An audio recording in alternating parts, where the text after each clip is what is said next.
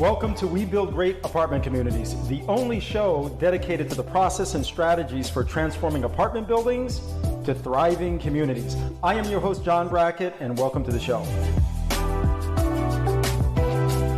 All right, everybody, welcome to another great episode of We Build Great Apartment Communities, the only place where we talk about taking apartment buildings and turning them into amazing communities. So I have here another great guest. His name is Pete Tverdov. Did I say that right?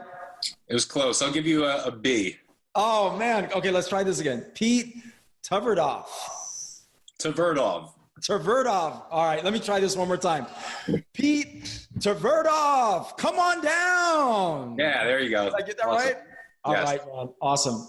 Tverdov. Okay, I got it. Well, Pete, really excited to get into this conversation because I know that, you're someone, man, that's doing some really cool things in the New Jersey marketplace. You provide a full service solution to your clients, right, as a firm. So you do property management, you're doing a lot of construction.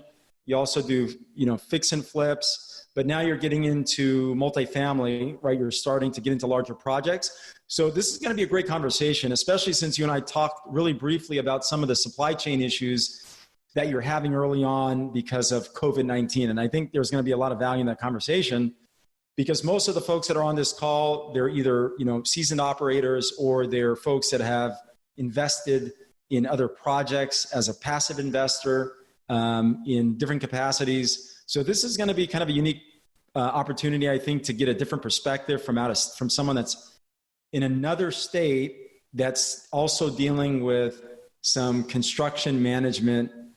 I call them opportunities, right? Construction management challenges, but how we can look at them as opportunities. So Pete, I am going to introduce you really briefly to our audience, but so that they have a good idea about your background and who you are, what you're currently doing, and more importantly, where you're looking to take your company. So Pete Tverdov, did I get that? That's good. Awesome. Is the owner of Tverdov Housing, a real estate firm founded in 2014 and located in New Brunswick, New Jersey. So the business focuses on property management, realty services, and construction management. So they sell millions of dollars of real estate each year, property manage over $30 million worth of rental property, and do multiple home rehabs each year in the New Jersey marketplace. I am going to share his bio, also a link where you can get a hold of him in our show notes. So look at our show notes below.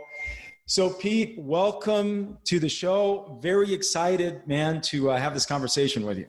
Yeah, thank you. I appreciate you having me on. You're very welcome. Hey, so let's start by, first of all, you sharing with us, Pete, how did you get into this business? Tell us your story, man. So, I guess a quick version. My wife, who now has her PhD, she's a psychologist. She and I used to work in New York City on Wall Street, really. I worked in investment banking for like 11 years. And basically, she would bounce around the tri-state area to go to different, be the equivalent of like doing like a residency for an MD. So anyway, we had to stay within a certain distance to New York in order for me to be able to commute and her to, find something to complete her degree. We both went to Rutgers. I played football there. She did gymnastics. So we knew that area. And she jokingly said one day, like, hey, why don't we move back down to New Brunswick? We'll buy a house or rent to college students. And I laughed about it. I was like, yeah, wouldn't that be something? And I was like, And long story short, we did it. We bought a 3-family. It was a total dump. When I found it, I showed it to her on the way home. She was crying that we were going to live there. We fixed it up, forced appreciation, got tons of equity. And then, from there, it was like a drug, and I just got completely hooked. And, we both worked our butts off and saved and, acquired, another property. And then what I want to do is I like the landlording side so much. I said, hey, I want to make more money. I want to do this for other people. Right. So I started to do that on the side. And where I lived, it's one of the biggest rental markets in New Jersey. It's a huge rental. So the town is 55,000 people, roughly. Right. There's 12,000 rental units in that town. So it's I think like 75% of town is renters. It's nuts. So there's clients everywhere if you want to manage property. Right. That's what I started to do, like legit just kind of walking up and down the streets and calling people, hey, like I see a for rent sign. Do you need help? And I slowly grew my business that way. And then, I can continue to expand into other towns, and a lot is trial and error. So I kind of found out what I was good at and what I was not so good at. And, today, we manage $30 million worth of real estate. We do construction now for our clients. We offer realty services. So what I've created is like a one-stop shop, which the clients love. Like I could help you buy your property. I could help you rehab your property. I could help you manage your property. And then when you want to exit, I could help you sell your property. No, that's great. That's great. So what was the biggest, when you made that transition, what was your biggest fear when you and your wife first made that transition? And then, how did you overcome that? Well, I think whenever like real estate investing is different than investing in stocks or I don't know, like in a business or, because it's unknown. Like people don't talk about real estate there's no CNBC for real estate investing every day.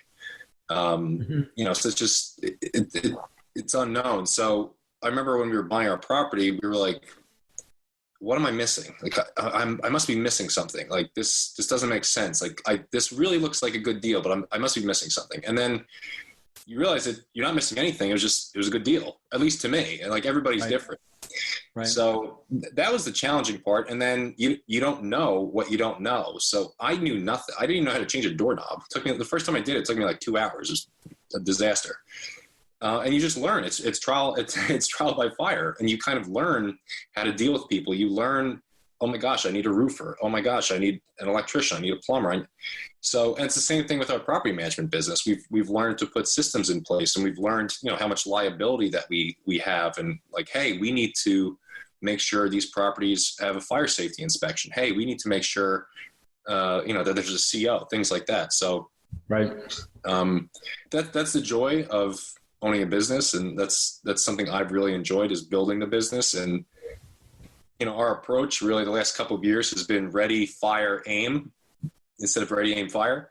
And now I like that a lot, actually. Yeah. Now I'm kind of trying to digest, because next year I really want to try to have good, positive growth, but I want to make sure like all of our T's are crossed, all of our I's are dotted. And that's what I'm currently in the process of doing.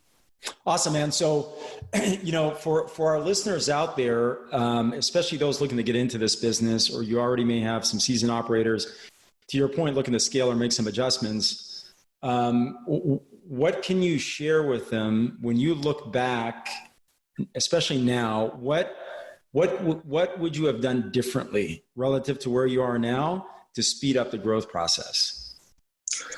Well, if you want to, no, I guess if you want to speed up the growth process, you could partner with other people. You could raise money. That's something I've wanted to do, but I've just, I've always been hesitant to do. As far as the way I did things, I don't know if I would have changed a whole lot. Like we slowly acquired property, and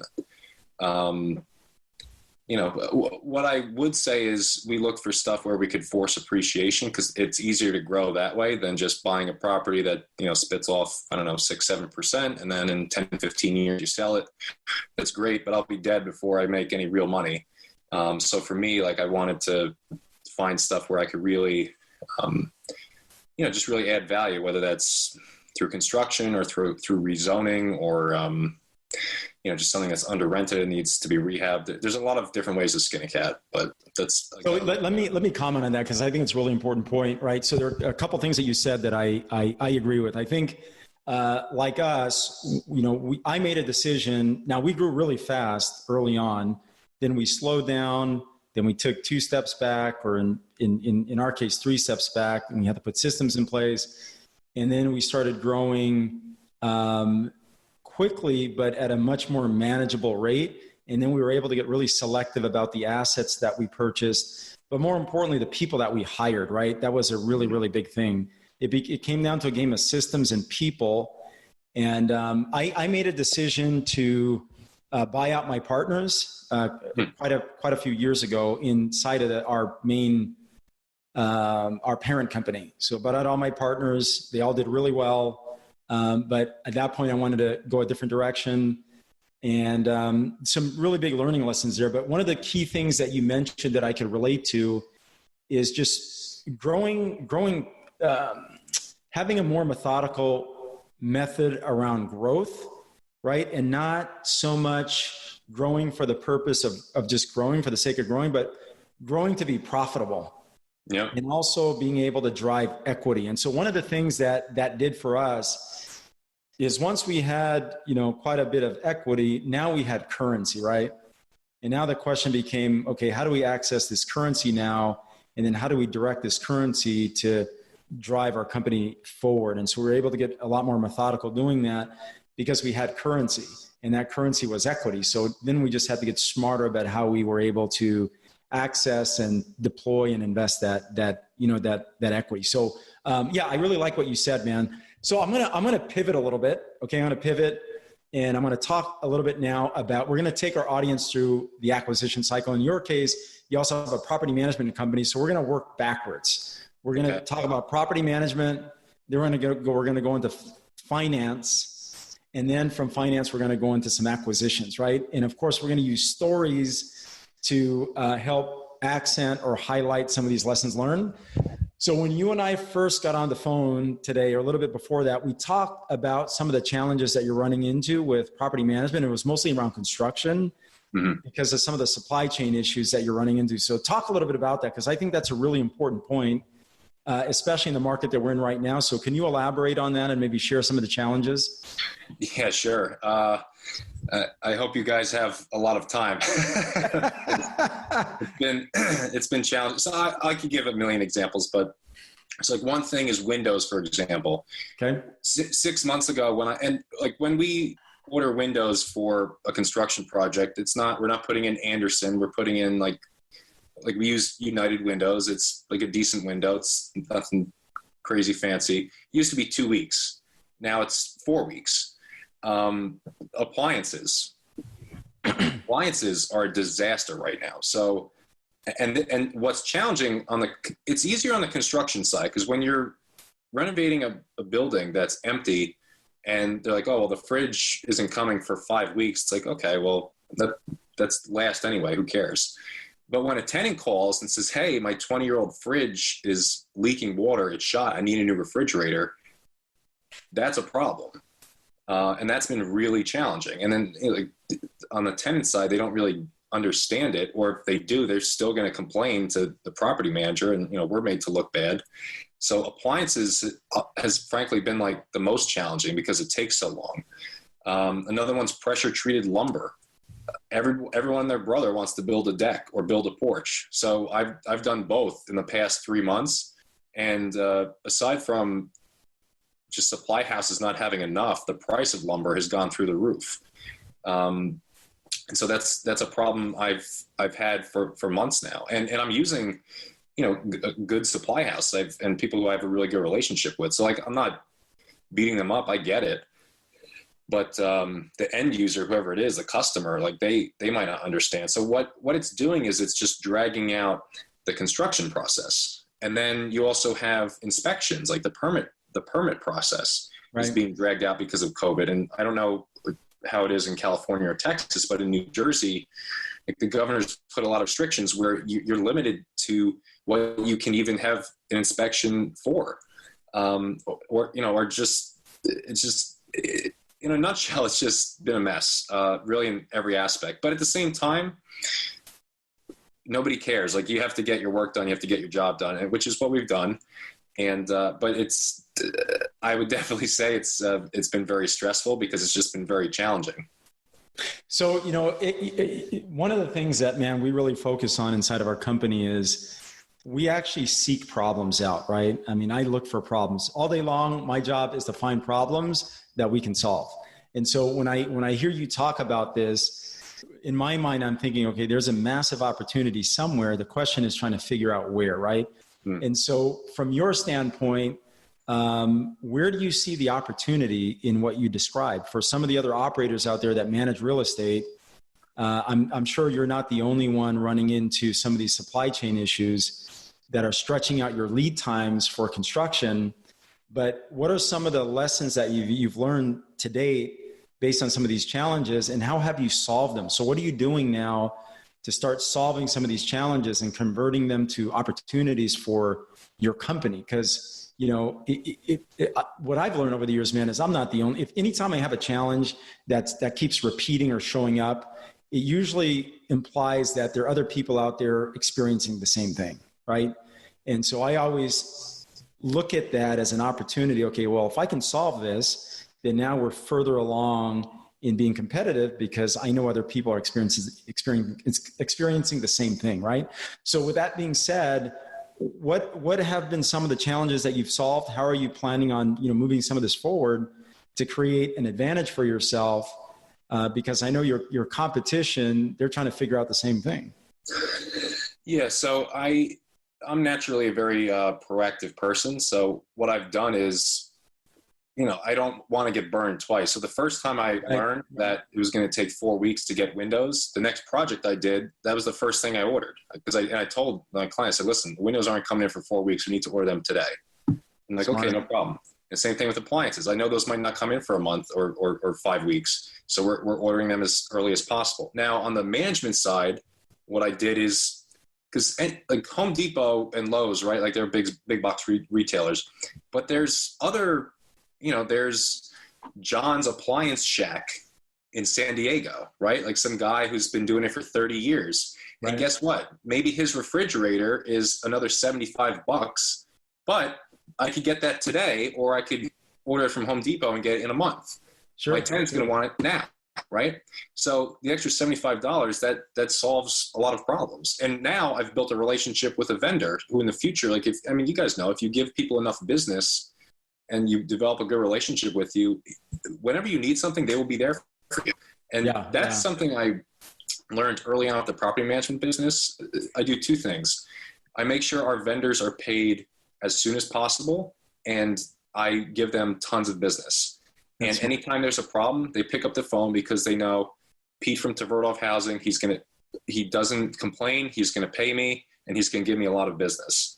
So that's been some ways that, we've tried to be proactive, is really just understanding the lead times and ordering ahead. So a project we're currently doing, it's kind of cool. It's actually our office building. And when I say office building, it was an old 2-family house in a commercial zone. We rezoned it for commercial. So the first floor is going to be my office.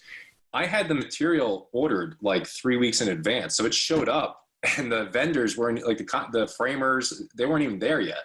But I did that because I knew all the delays and lead times. Right. Right. So that's just some of the things we've done to try to stay ahead of the curve here. That's smart, man. That's smart. And so, when you are, as you start to move further along in your business, you start understanding the importance behind timelines and lead times and building process around that. What's been the greatest, or what's been the number one process that you've implemented that you feel has added the most value to your business? So I actually recently hired a VA. I just can't say enough good things. It's been such a big help. That's great, man. So what's interesting in my market is we have a lot of tenants who speak Spanish. And in the last 6 months, my Spanish has actually gotten really good. And I don't know if it's because I've been speaking to the tenants or I've been watching a lot of Narcos on Netflix. but it's gotten good. Oh, that's good. That's good. I like that. It's probably a combination of both. Yeah, exactly. But the problem is, when these people call, like they hear me and I don't know, they just don't have like a connection. So I hired a person who's in Mexico. And they now take all of our leasing phone calls, and we created a proper business number where you dial prompts. It's 1 for English, 2 for Spanish, and you kind of go down through the list. So now I don't get any phone calls for leasing. So that alone took like 2 to 3 hours off my plate. And then just menial tasks that I would do, I have my VA do. So what I'm learning is, and this is what happens in business, is like I want to play air traffic controller. That's what I want to do. Like, and I want to be coaching people up and meeting with them, and I want them to work. I don't want to micromanage them, because I've had that happen to me and I hated it. And like, if they fail, that's okay. Like, yes, it sucks, and maybe I have to clean up the mess, but that's how people grow. And like, I'm going to fail too, and that's how I grow. So that's what I've been doing. But the VA, I highly recommend that to anyone who's just feeling overwhelmed. It's been very helpful. Awesome, man. That's a great tip. That's a great tip. So I appreciate you sharing that. So Pete, we're going to transition now. We're going to talk a little bit about financing. Okay. And normally there are two sides of that, which is debt financing. And then of course there's equity financing.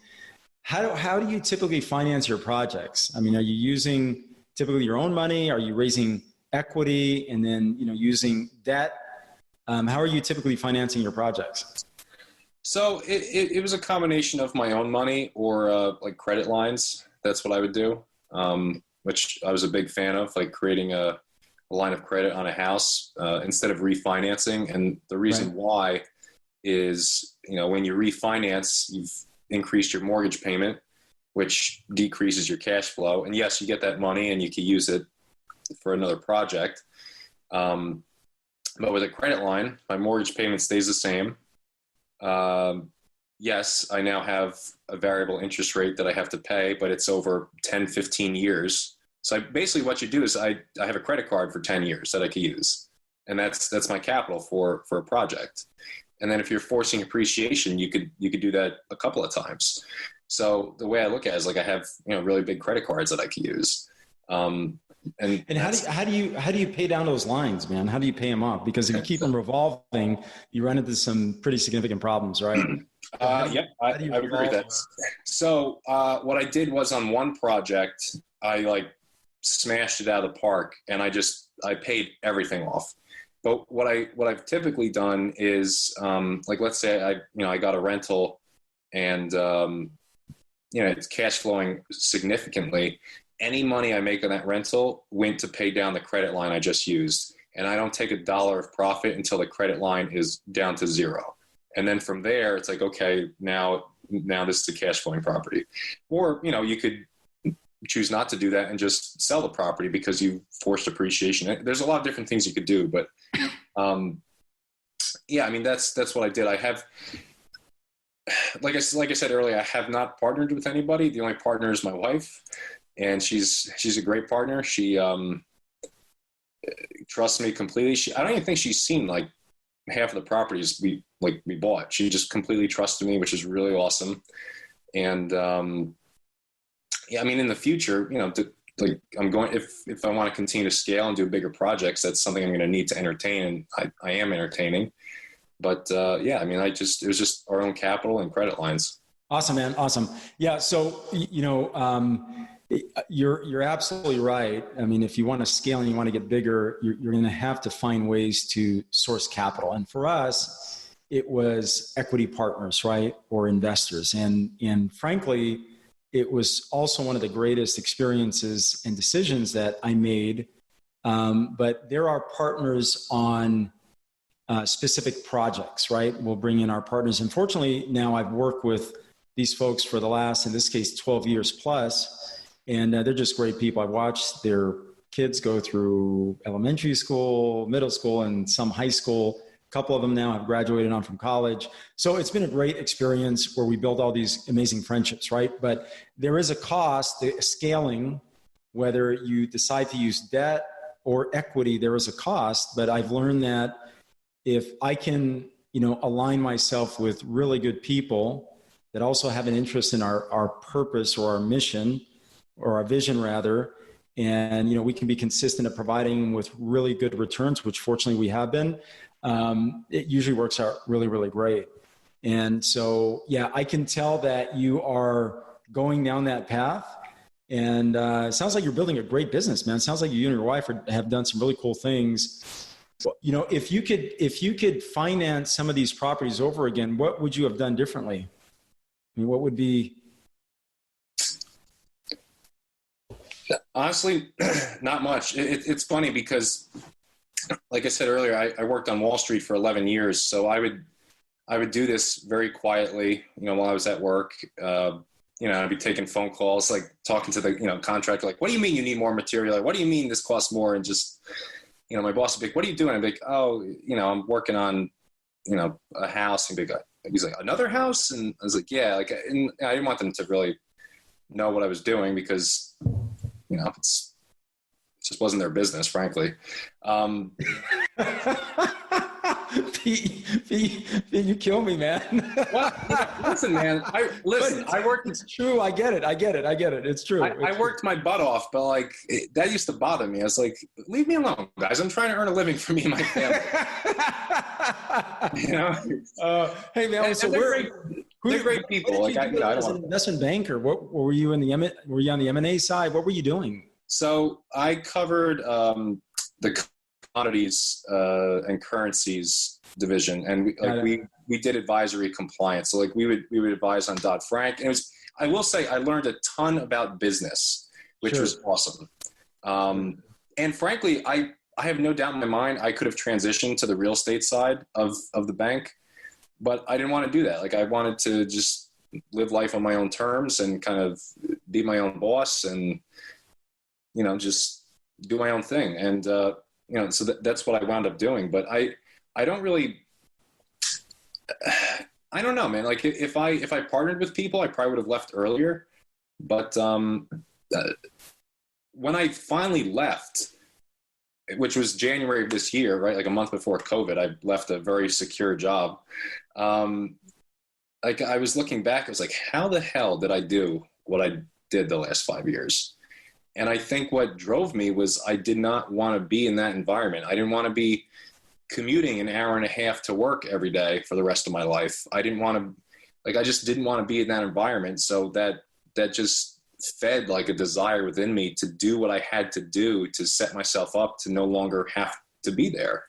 And then once I left, my business exploded because I now had the full amount of time to focus on my business instead of, focusing on it for 3 hours a day. So sure. It is a very interesting journey. I really like what you said in that, you wanted to build a life for yourself, right? And this was your vehicle to doing that. Do you feel that the quality of your life has improved since you left your 100% banking job? Okay. So in what way, what was the number one way that you feel it improved? In what area?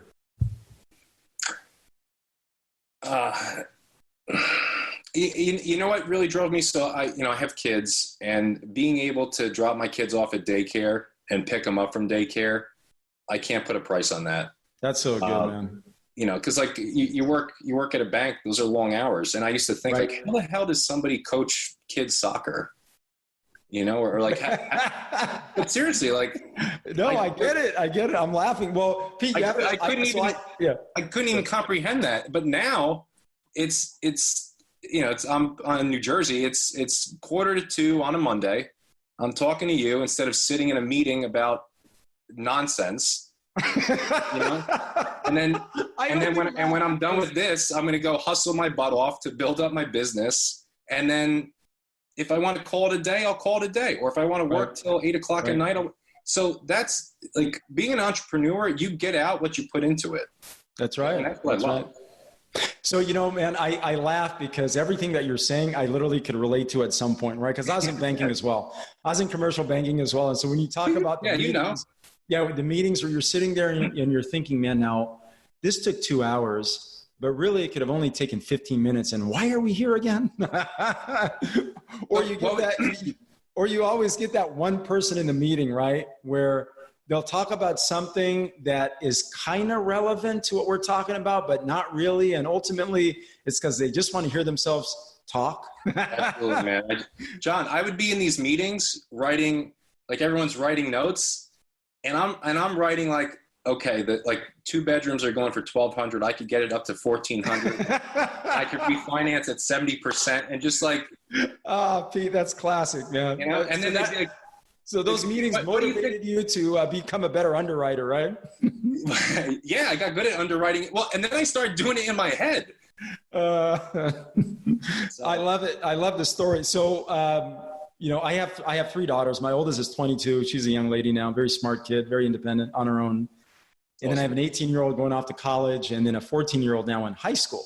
So that's why I laugh, because when you talk about these things, a lot of what you talk about triggers in my mind the experiences that I had going through this process, right? And I remember when my oldest was maybe 2 years old or so, 2 years old, man, I would get up at 6.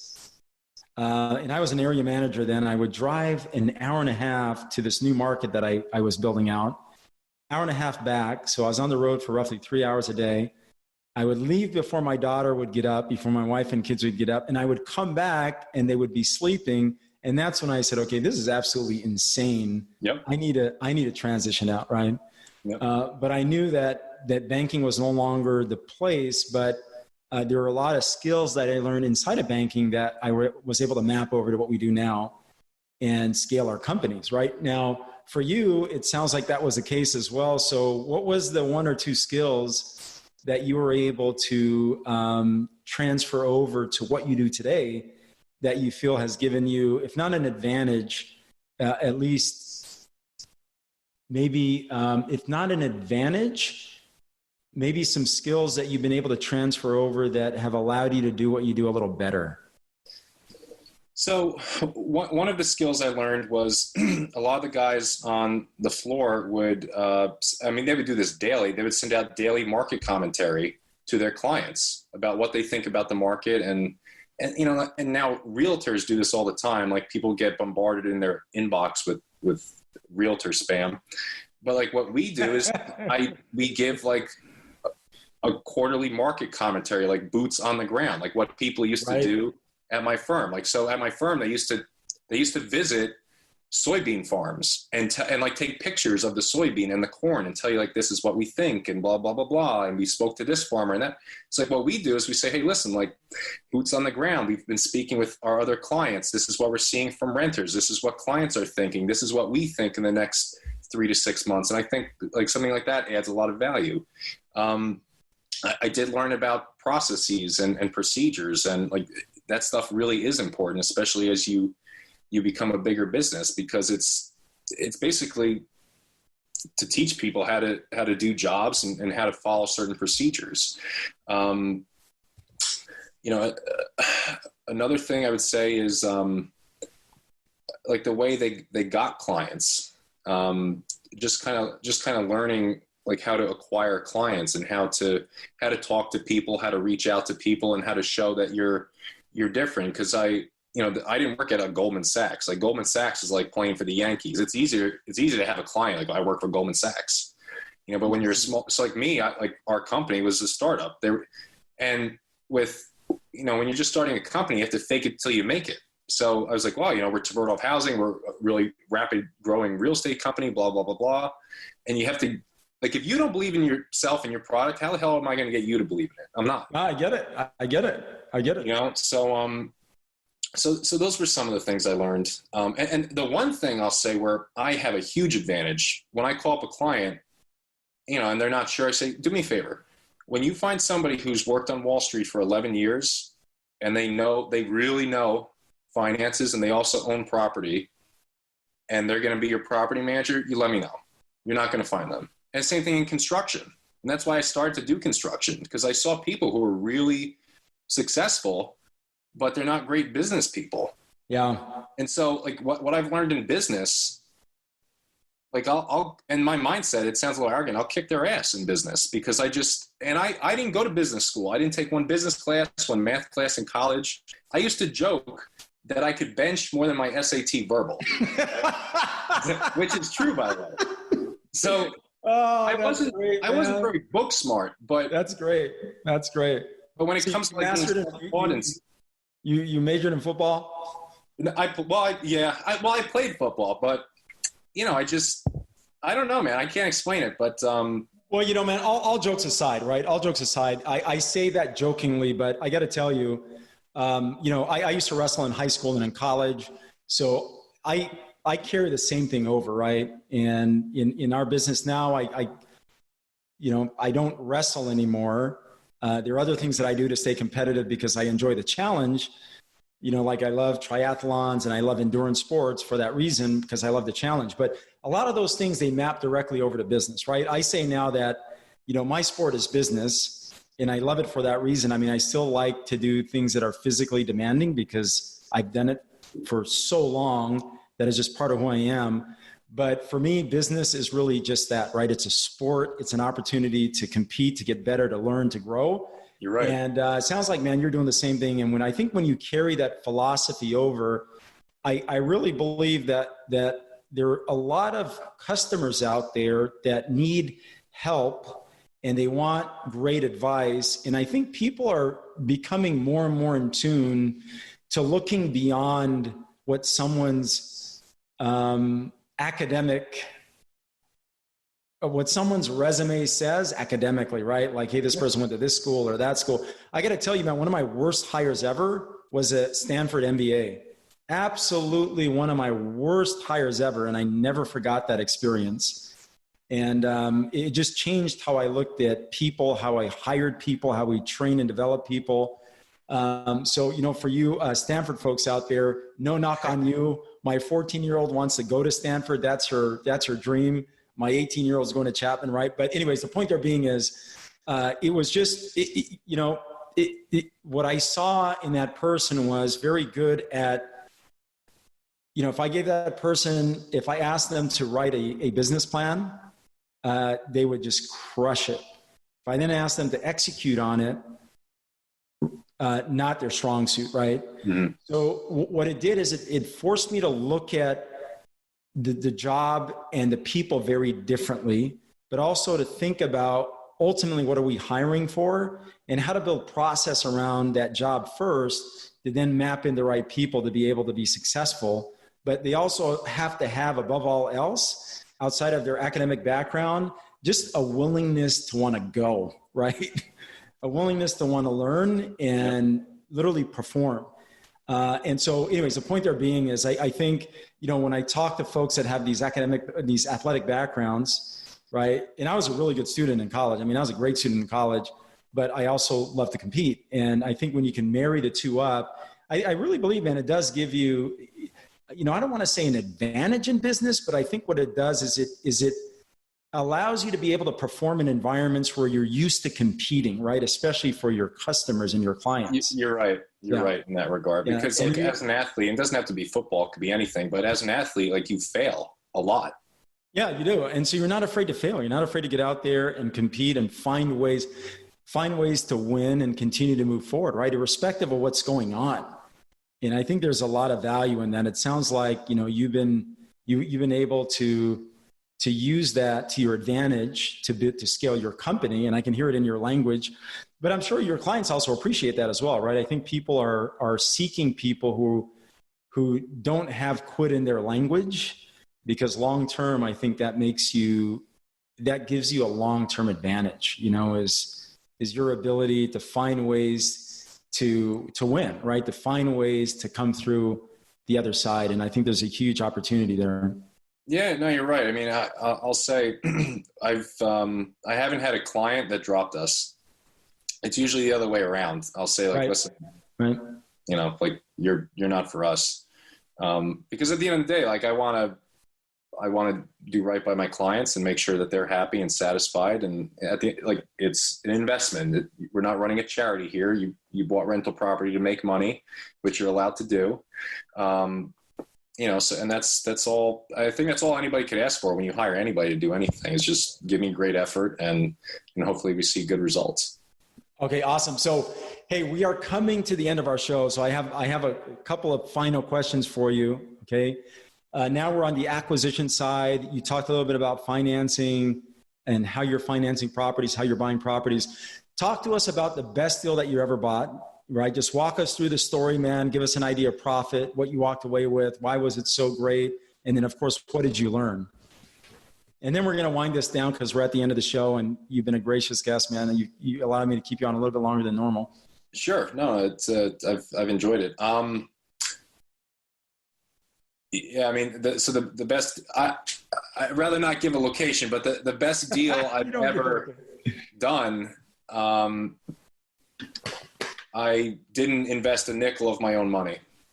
Okay. It was incredible. I bought a house with a line of credit that I was managing. And actually, I'll back up. So this is when I was really early managing the property. And I'm managing the house, and the inspector's, kind of plodding his way through the building. And we get to the basement, and he looks up. He's like, why don't you finish the basement? You got great ceiling height here. And I literally almost heard the light bulb go off. And I was like, oh my God, he's right. And I asked the owners, hey, do you think you want to sell? And I bought it as is, used the line of credit to buy the property. I had to get a variance. And this really ties everything together, what we've been talking about. So I had a vision for what I wanted to do. I call up this attorney that the town says, yeah, use this attorney. He's good. So I call up this attorney and I tell him what I want to do.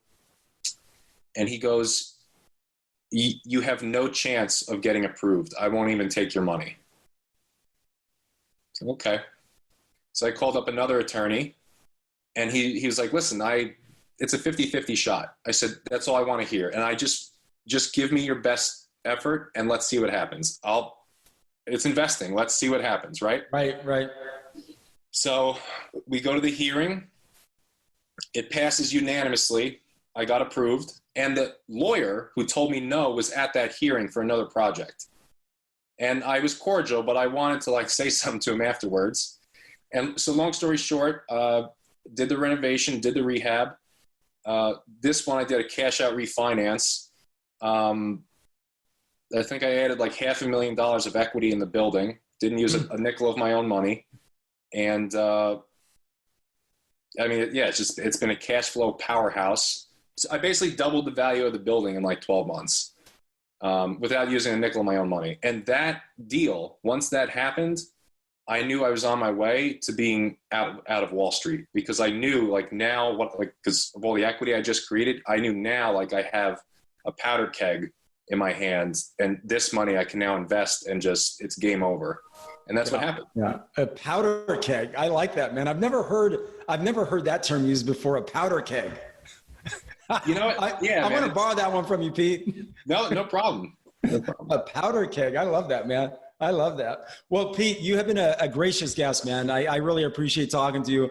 I love the experiences. I love the stories. I can hear the passion in your conversations, in our conversations. I can also sense, man, your competitive nature, which I can see has really helped drive your business forward. And I want to wish you, continued success. One of the questions that I always ask our guests is, what is the one question that you have of me that you feel can add value to our audience, especially since I've been asking you questions for the last 40 minutes or so.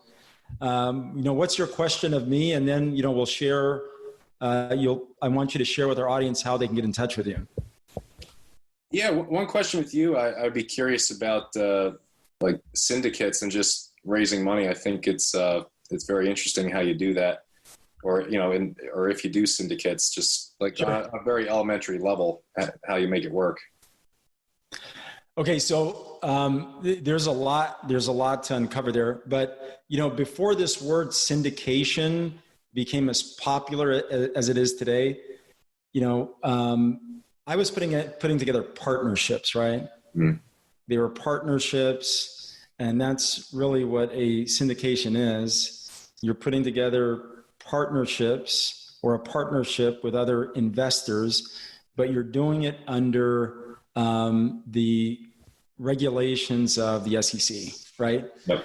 And so you're just complying with the SEC requirements, which is, of course, extraordinarily important, especially when you're bringing in folks that you don't know very well. Mm-hmm. So it gives you really the opportunity to scale outside of your natural network.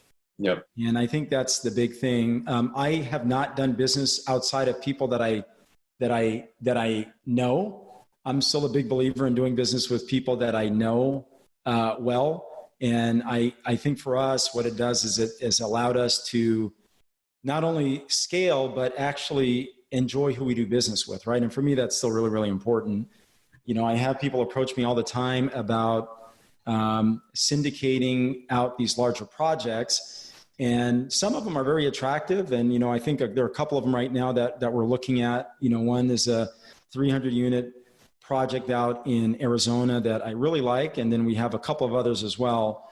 But I think now that we're in a place where it makes sense for us to do that because to your point, I feel like we've built out enough to where we can start being a little bit more methodical about what we take down and how we manage our risk forward. But ultimately, a syndication, man, is no more than you finding other people to bring into a deal. And now you're simply using you're using the SEC requirements, or you're staying compliant with the SEC requirements to be able to scale outside your natural circle, right? And in some cases you can advertise. In other cases, you're not able to advertise, but again, it's limited to your network of people that you already know. There are other requirements as well there, but that's how I like to explain syndications. I think it's simplest form. But at the end of the day, really what that allows us to do is to raise capital, right? I mean, really what you're doing is you're raising equity. And the better you get at raising equity, I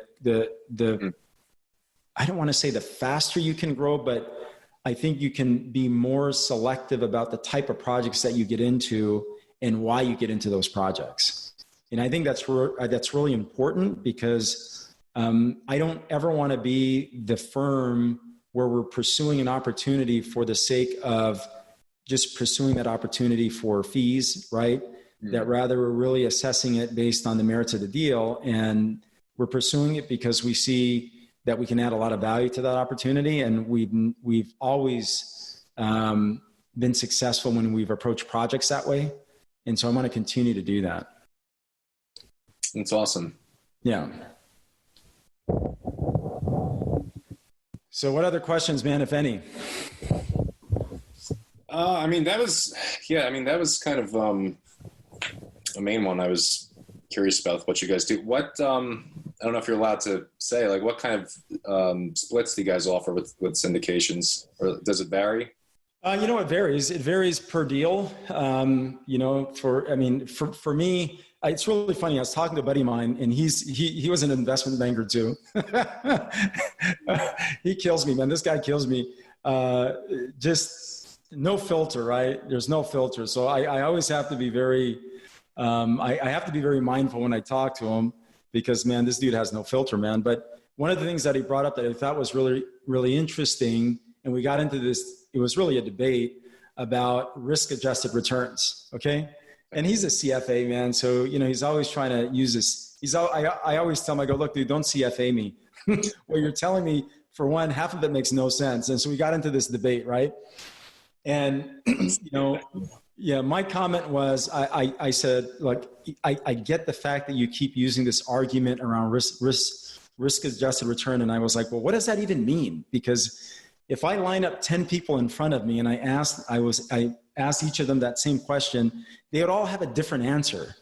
Because the way that you price, the way that I price my capital is differently than the way that you price yours. And the way that I look at risk associated with your project is going to be different than how you look at it, right? It's like, I was like, dude, look, you can't price risk for me. I have to be the one pricing my own risk. Okay, so the answer to your question is they vary by project. For example, we just closed on a project in an apartment building where we added a lot of value, right? And it's probably now only about 20% leverage.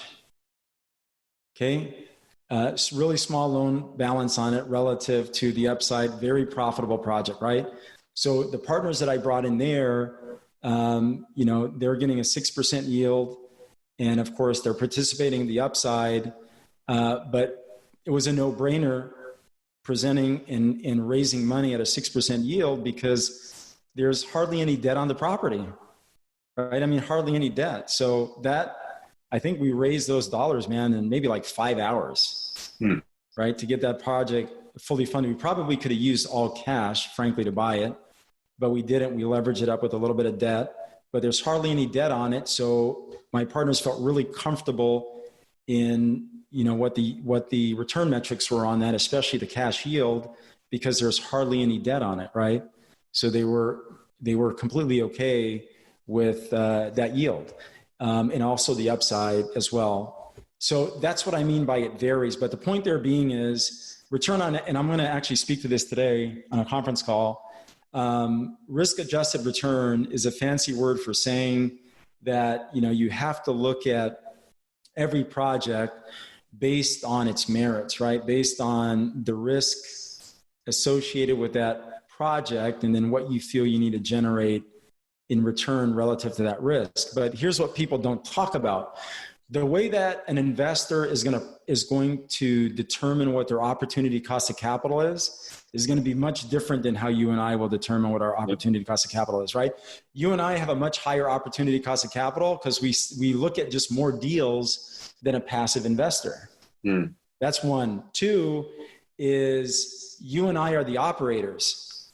So we're spending more of our time producing that return.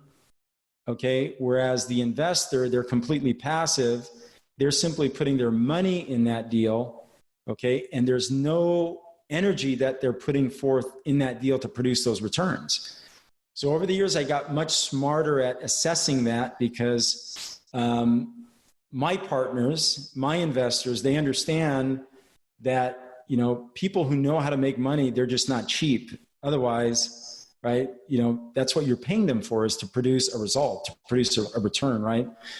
But the point there being is when you put less time and energy in something, the return goes down. Okay. If you're spending more time and energy into something, your return expectations go up because of the time and energy involved. So that's really ultimately, when we're presenting risk and return, that's really the metric that we're using, instead of some complicated equation out there that in many cases, about 95% of the time, makes very little sense, especially to, just people who are out there working full time and that are working professionals that are simply looking to deploy their capital and generating a much greater return on it. At the end of the day, they don't really care about what an equation looks like. What they really want to know is, hey man, is my money safe with you? And are you going to do what you say? That's really what it comes down to. Yeah, you're right. But the other side of that equation too, though, is it's my responsibility to really look at an opportunity and to price it according to the risk associated with that deal, right? Like, for example, it probably wouldn't have made a lot of sense to me for that deal that I mentioned if I was pricing that at like a 8% yield or a 9% yield, because there was only 20% leverage on that deal. Very low debt, right? Yeah, you'd be losing money. High cash flow, and all the time and energy that it took us to turn that property around and to produce that result, we also would have then undervalued ourselves. So there's a balancing act there. And I think sophisticated investors and people that want to spend less time managing something and more time, putting their money with experienced operators, that they're willing to trade that off. They're willing to, invest their money in projects alongside experienced operators who are going to manage their money just like we manage our own, right? And that's really the key, because if you think about it, man, human beings, and sports is a really good analogy for this. Human beings, for the most part, are not that disciplined, right? I mean, the way that someone manages their money is usually going to be how they manage someone else's, almost 9.9 times out of 10. In other words, if you are shitty managing your own money, I just don't see you managing mine better than you manage your own. It's just, that just doesn't make any sense. So that's what I look for, right? When we're placing money in other deals, it's sure, let me look at the project first. Let me look at the sponsor, but now let me actually meet the sponsor. And man, I want to see your own personal financial statement. I don't care about how many projects you've been involved in and how well they've done, because that doesn't always tell the story. But how do you manage your own money? So for us, as part of the package that we give our investors, I'm really open with, look, I'll give you my credit report. Here's what it looks like. This is my personal financial statement. And here's exactly how I did this. Fully transparent, right? But that's one of the reasons why I never have problems raising money, ever. And so anyways, long answer to a question, like I said, with many different prongs, but hopefully that gives you some perspective. Yeah, it was good stuff. In our audience as well. Well, hey, man, Pete, I'm really grateful for you. It's been an amazing conversation. Man, my cheeks are hurting because I was laughing so much. But I really appreciate you very much. Pete, how do people get in touch with you? If they want to reach out and learn a little bit more about your firm, what you folks do, or they have a property rather that they want to speak with you about managing, what would be the best way that they get in touch with you? So our website is tvdhousing.com, and I'm sure you can include that in the link to the show. Instagram is Tverdov Housing, and then email honestly is the best way if you want to reach me. It's info@tvdhousing.com, and we can include that as well with the show. And happy to help, happy to solve any problems that people have. I love it, bud. I love it. Hey, man, well, I want to wish you continued success. Keep crushing it, and I will talk to you soon, bud. Yeah, thank you. I appreciate it. Anytime. All right. Clarity of purpose creates our greatest competitive advantage. When we transform apartment buildings to thriving communities, we improve how people live and create assets with high profit margins. Don't forget to subscribe, like, and share this up with a friend. I'm John Brackett, bringing you things you can implement right away.